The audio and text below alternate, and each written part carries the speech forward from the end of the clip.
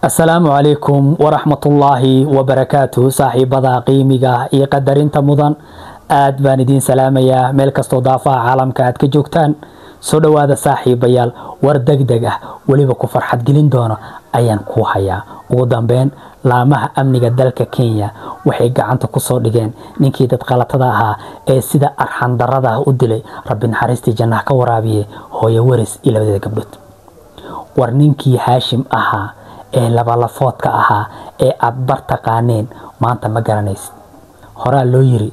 qof dhiig muslim galay mana hoydo mana harsado ninkii cabsi ayuu intaan ula ekaaday dooli ayuu la ekaaday ninkii cabsi maalinta ku xigta waa uu sii dhimanay ilaa muuqiisii iyo aragiisiba intaan ula ekaadaba haddaba ninkan falka foosha xun arxan darrada ah cad ugu jira hooyo waris iyo gabdheeda xilligii falkii u dhacay ilaa ay hadda waxa la sheegay inuusan meelna uga bixin xaafadda Islii habeennimadii xalay ahayd waxa la arkay mid kamid dukaamada ku yaala Burhan Estate asoo halkaas u dukaamaysi tagay cabsida walwalka murugada walbahaarka aysan kala joogsi lahayn haddaba waxa ku saabsan guud ahaan muuqaalkaas itus iyo itaabsida ah ayaan halkan ugu wadaagi doonaa muuqaalka kale ee idin hayo wuxuu yahay dhacdadii argagaxa iyo murugada ku beertay guud ahaan bulshada ku nool magaalada Nairobi iyo gabadhii Soomaaliyeed ee shirqoolka loo dhigay alla dilaa dhintay gabadhan horta xaq Ilaahay ka badbaaday naagtii Ugandheeska ahayd ee shirqoolka u dhigtay iyo ninkii Ugandheeska ee guriga ku ballamisayba ee gabadha sida arxan darrada marna buris madax kaga garaacay marna mid ku muday ilaa ay meerdo volanto ee suuxda ee moodeenba inay dhimatayba kadibna halkaas dhac reerka uu geystay talow gabadha xaalkeeda waa sidee ninkii dambiilaha ahaa ee Ugandheeska ahaa iyo naagtii shirqoolka ka dambeysay Ugandheeska ahana halkay ku dambeeyeen guud ahaan waxa ku saabsan labadaas muuqaal itus iyo taabsiga ah ayaan halkan ugu wadaagi doonaa intaas oo guud galin hadii ay tahay booqashada ugu horeysay mar kale iyo marxiga waxaan si xushmad ku dhaantay kaga codsanayaa walaal inaad nagu soo biirtaan oo aad channelka subscribe inoo saartaan sidoo kale waxaan si xushmad ku dhaantay kaga codsanayaa qof walba muuqaalka daawanaya inuu laagta iyo sharti soo keendaro si muuqaalkeena uu gaaro saaxiibo badan soo dhawaada saaxiibayaal dhuunta way go'an tahay heergab ayaa i hayo haddana waa ka baaqsan waayo muuqaalkan farxadda leh inaan halka idin kula wadaago xaqiiq kani ayaan cunay si madax uu igu dago kadibna farxadan aan idin kula wadaago maadaama murugtii walbahaarkii iyo dhibaatadii loo geystay rabbi naxariistii jannaha ka waraabiye hooyo waris iyo gabdheeda way in noqon weyda muuqaalkan inaan maanta ka aamuso dhuunta waxa see doontaa u gaad war muuqaalkan ka dambeeyaba ilaahu aab iska aamustide laakiin muuqaalkan ha ka aamusin intaan u guda galin muuqaalka guud ahaan halkan waxa idinkaga muuqda waa wiil dhalinyaro Soomaaliyeed ah magaciisu waa Aadan Yuusuf wuxuu ku noolaa xaafadda Islii wiilkan muddo 6 maalmood ah jaan iyo cirib halkii uu dhigo waa la waayay maanta hooyadiis ayaa soo wacday waliba ilmadeedana aan cadeen aanan madoobeen waxay sheegtay guud ahaan police stationada ku yaala xaafadda Islii inay tagtay laga baadi goobay wiilka laga soo waayay waxay sheegtay isbitaalada ku yaala xaafadda Islii in laga raadiyay waliba laga soo waayay maanta adiga iyo aniga ay noo baahanta Ilaahay ka soo hooyadan 6 habeen oo hadda la soo dhaafay mana hurdin mana harsanin cunno daawarkeeda cabitaanna warkeeda badaa maalintiina waxay socotaa wadooyinka si wiilkeeda muuqiisa ay u aragto fadlan hadii aad maalin wiilkan aad meel ku aragtay oo aad meel ku ogtahay numberkan halka idinkaga muuqdo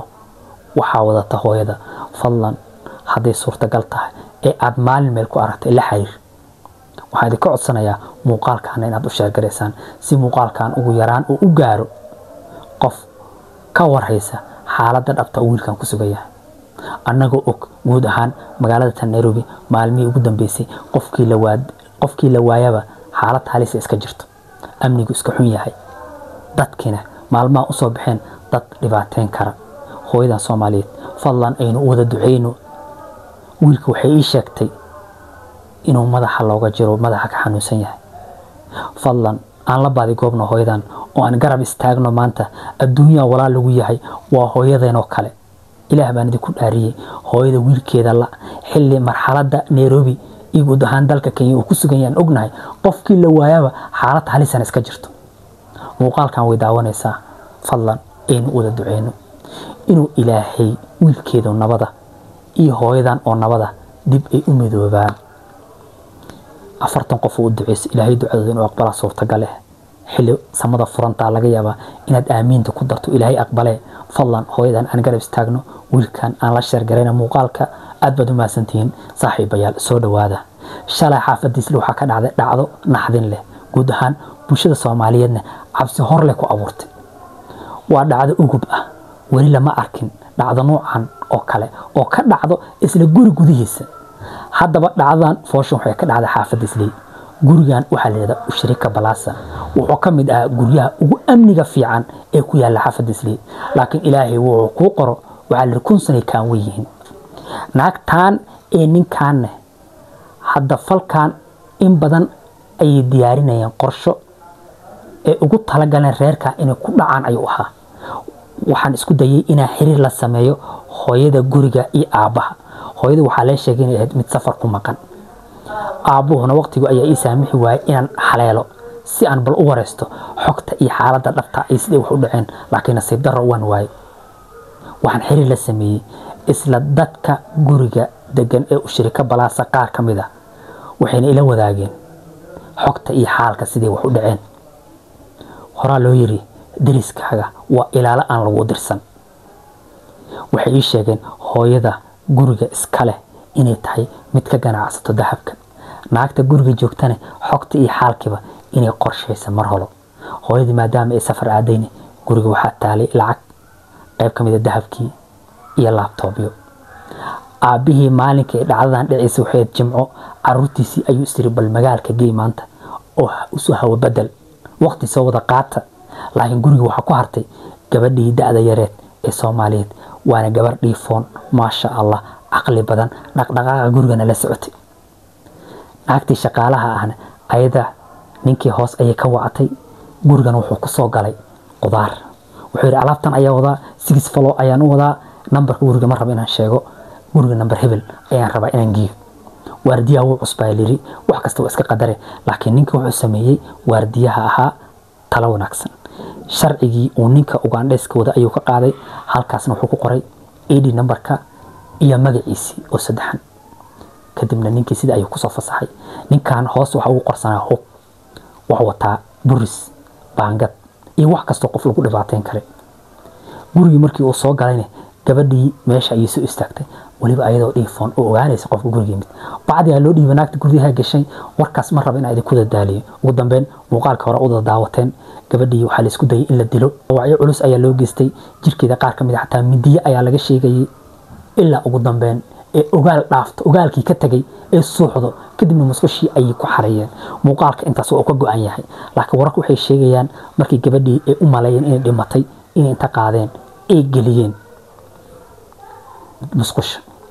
kadibna waxay sameeyeen qolkii ay wax ku ogaayeen ay galeen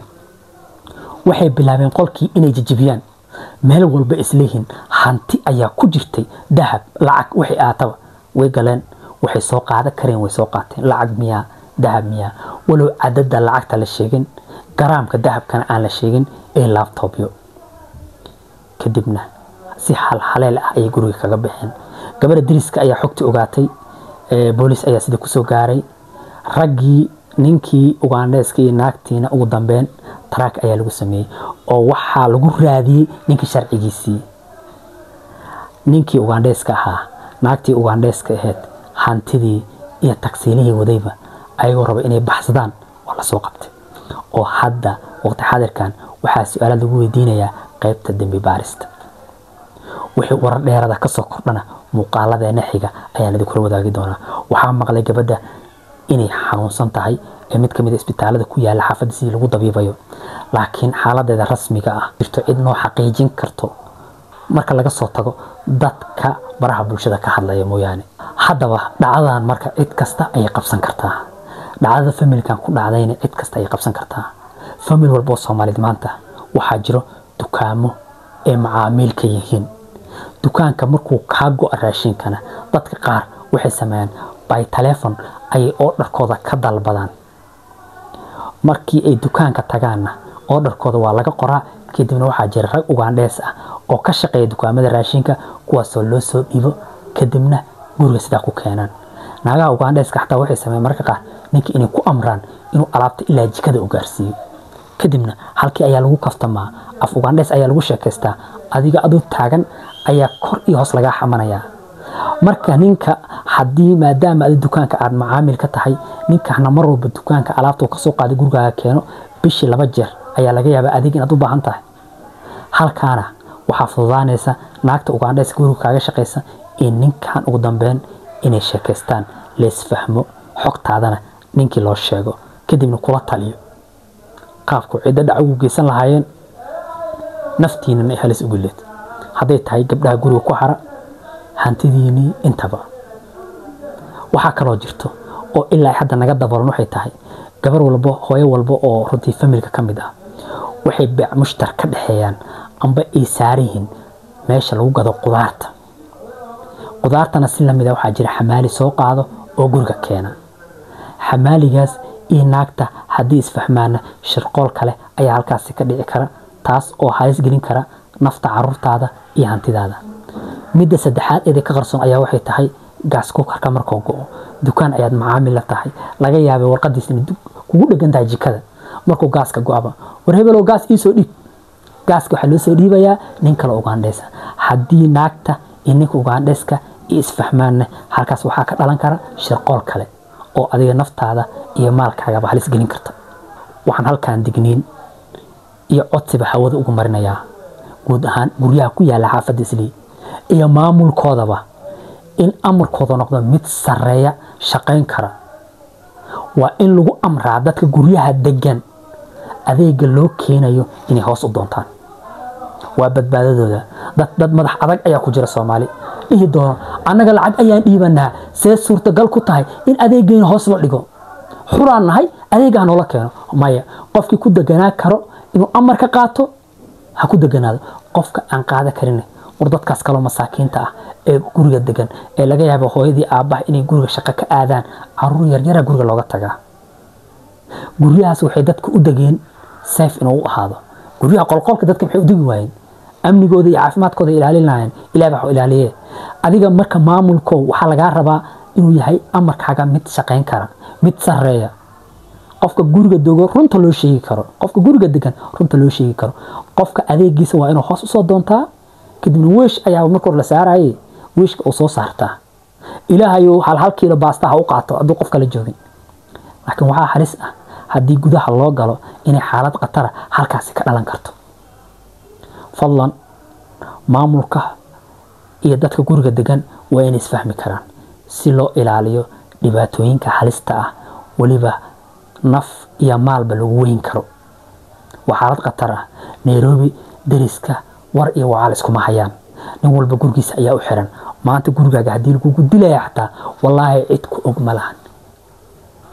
Nairobi hadii aad degan tahay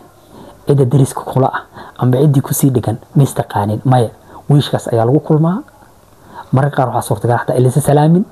cid ku degan xilliga guurti xilliga soo degtay ma kala taqaan nin walba qomaniisa qorta u jiro marka adoo guriga ku jiro yaa lagu arkin adoo inta dhintay fuuray mar hore fadlan gaar ahaan taladan waxaan u soo jeedinayaa hooyooyinka Soomaaliyeed dayacnaanta iska dhaafa naftiina iyo ilmihiina idinka mas'uulka ah aabba hadduu shaqo ku maqan yahay ama dalka dibadiisa ku maqan yahay ilaahay waajib uu kaga dhigay ilmahaas inaad ilaaliso inta uu ka imaanayo ninka mas'uulka guriga iska leh waxaad arkaysaa naagta shaqaalaha ah in inta albaabka furto marka qaar aysan xirinin gurigu iska laaban yahay bis caruur yar ku joogtay hadii degta ka war guriga qaar jaranjarooyinkooda xataa aad uma dhisan waxa halis cunug yar inuu inta baxo dib kala la kulmo marka waalidiinta Soomaaliyeedna dayaca joojiyaan aabayaasha joogaan waa inay ilmahooda iyo reerkooda ka warhayaan waa in guriga CC camera ku xiran tahay waa in laga warhayaa saacad walbana waa inaad xogta iyo xaalka guriga ka jiro aad la socotaa ilaahayna badbaadiyo xaaladda Nairobi aad bay u qasan tahay maanta waxa la soo shirgiriyay muuqaal kale gabar 18 jir ah oo Kenyan ah ayaa in muddo ah la baadi goobay waa la weysnaa maanta laakiin dadkii dilay muuqaal ay ka soo duubeen waliba si arxan darro ah wallahi been idima sheegay muuqaalkaas way adag tahay qof damiir damqada leh inuu daawado وأسلكيان جوديس ورق بدن أي جبر كوجي تدك وعدلين ناقتي وحلو حرسدان قرب الضوب أي لو حري لغي ولا بينهن أنت وحكوتك كلية أنت حبتك وقارن لهد قرن أهان hoosna waxay ka wadataa goonna jilbaha ka sareyso 5 qof amal ayaa waxay gacanta ku wataan midi dhammaantoodna duudka ay ugu durayaan ilaa duudkeedii dhiig isqariya afku way ka xiran tahay mid kale tan midi inta soo qaartay ayuu qoorta ka saaray ilaa qoortii ay ka go'do haddana kaaga darane muuqaal ay ka duubayaan xaaladda Nairobi aad ay u qasan tahay hooyo walbo iyo aabbo walbana wuxuu mas'uul ka yahay familkiisa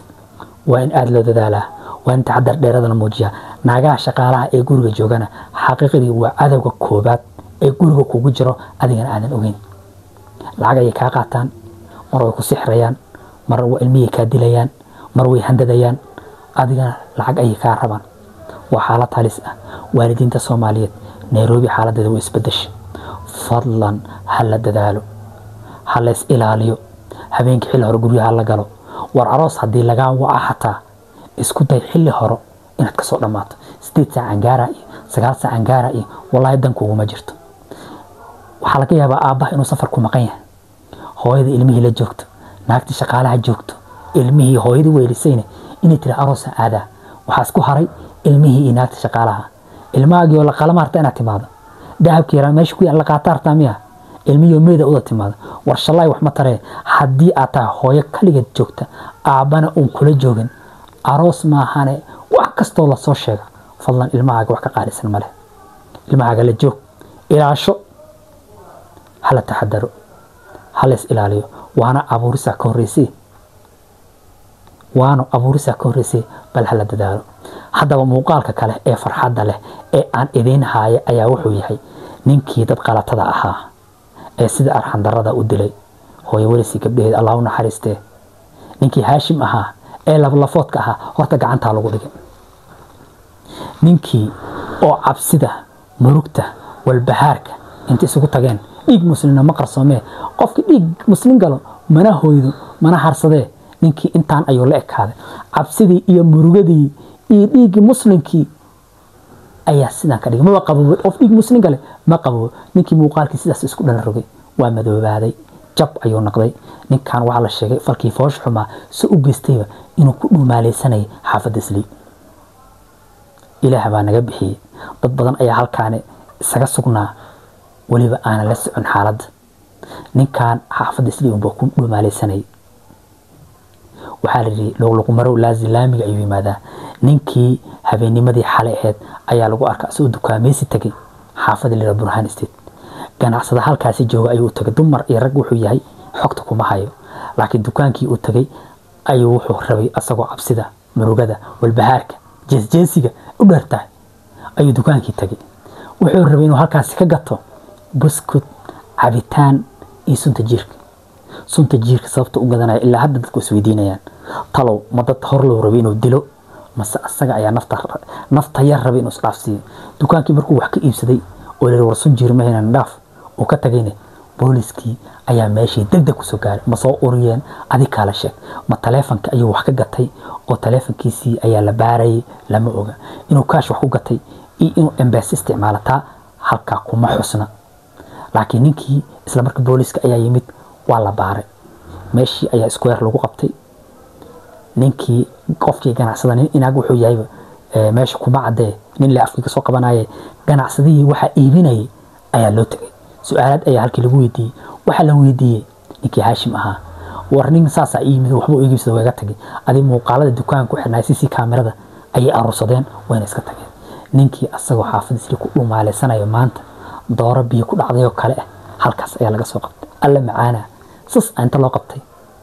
waqti xadirkan aan idin la hadlayane wuxuu ku sugan yahay qaybta dambi baarista ee magaalada Nairobi wixii warar dheerada ka soo kordhina laamaha amniga ayaaba si degdeg ah inoo soo gaarsiin doona haddaba markuu muuqaalkaas soo baxay qaab noocee ah ayay dhalinyarada kaga falceliyeen mid ka mid ah dhalinyarada Soomaaliyeed ee falcelintiisa iyo wuxuu ku xukumi lahaa haddii gacanta asaga loo geliyo ayuu nala wadaagayaa muuqaalkaas ayar aan daawano wararka imaanaya laamaha ammaanka ee dawladda Kenya ayaa waxay sheegayaan gacan ku dhiiglihii Haashim ahaa ee gabdhaha Soomaaliyeed saddex sida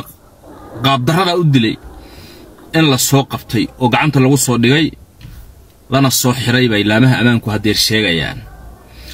marka waa Ilaahay xamdigii marba hadii gacan ku dhiiglihii la soo helay horta waa Ilaahay xamdigii